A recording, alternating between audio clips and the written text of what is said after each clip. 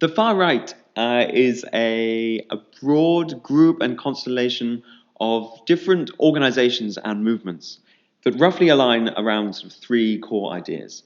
So firstly, you have a strong belief in nationalism and the nation state.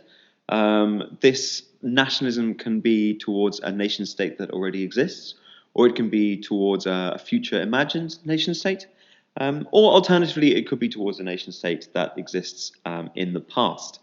Often, these conceptualizations of nation states are very simplistic in their understanding. So they have a very essentialist idea, a very kind of simple black and white idea of what this community, what these nation states constitute. Secondly, they also have a very strong exclusivist idea at their heart. So they have a very strong idea of what is an in-group, what forms part of their community, but also what forms part of an out-group and what is not their community. These out-groups are seen directly as in competition with their own communities. And so, for instance, an increase in the rights or opportunities of these out-groups will, in their eyes, have negative impacts on the rights or opportunities of their own communities. And this also kind of impacts with discussions around integration, which is seen as a direct threat to the integrity and the opportunities of their own communities. And finally, this is combined with programs which are broadly anti-democratic in their character, or at least anti-democratic in the way that democracy is currently understood and articulated within European states. And they also have strong tends towards either being a strong state in terms of military and security, but also in terms of justice, so creating quite a strong and punitive forms of justice. Within far-right groups, there's a smaller collection of groups which are generally understood to be white supremacist. These groups focus on concepts of racial exclusivity, of concepts of racial characteristics, but they also try to create a racial hierarchy where sort of white European communities are seen as superior or better in some sort of racial Darwinistic kind of way.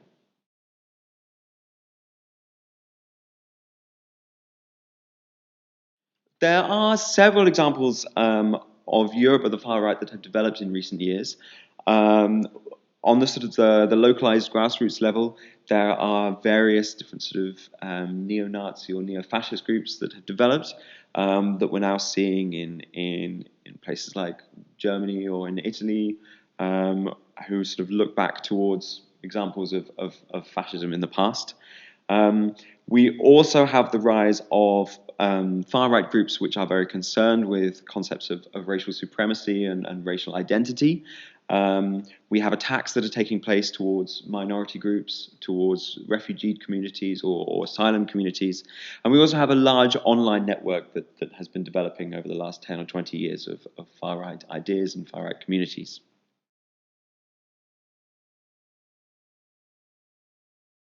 The causes behind this sort of surge in the far right in recent years can roughly be understood as coming from four different factors. So firstly, there's the rise of counterterrorism and the war on terror. After 9/11 and 2001, there's been a consistent drive towards a racialization of security and increased concern about minority groups, about migration, and about minority religions, particularly Islam, and the impact that these groups have on security. Secondly, there's also been the financial crisis and several austerity programs that have been taking place throughout Europe. And these have created a lot of deprivation and relative deprivation, so a sense of deprivation and poverty. Whilst it's important to affirm that far-right movements are not a preserve of working class groups, and is not a working class phenomenon, what these sort of problems of austerity and financial crisis show is that the current economic systems have problems, current capitalist understandings have negative impacts, and the way they're being articulated have negative impacts on communities, and there is a drive for some sort of political and economic response to these problems. The third sort of factor that has come about is the rise of irregular communication and online spheres. So social media has been used a lot to create these sort of irregular groups of far-right communities. and also to send out things such as fake news and propaganda. And finally, there's been a legitimization of the language of the far right. So within traditional forms of politics and traditional parties and governments, there's been a drive by certain parties to use this language of the far right in order to respond to a crisis that's taking place within European democracy at the moment.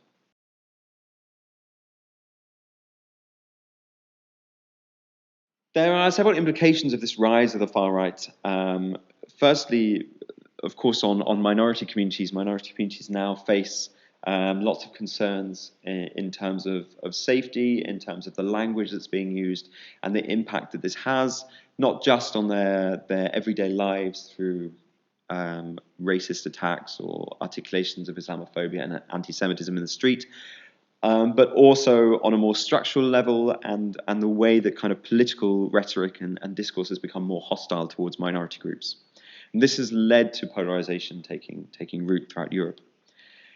It also has a big impact on interfaith projects. Firstly, because there's far more importance attached to interfaith projects in responding to these problems, and responding to some of the polarization that's taking place in society. But on the other hand, it also creates more risks within interfaith projects.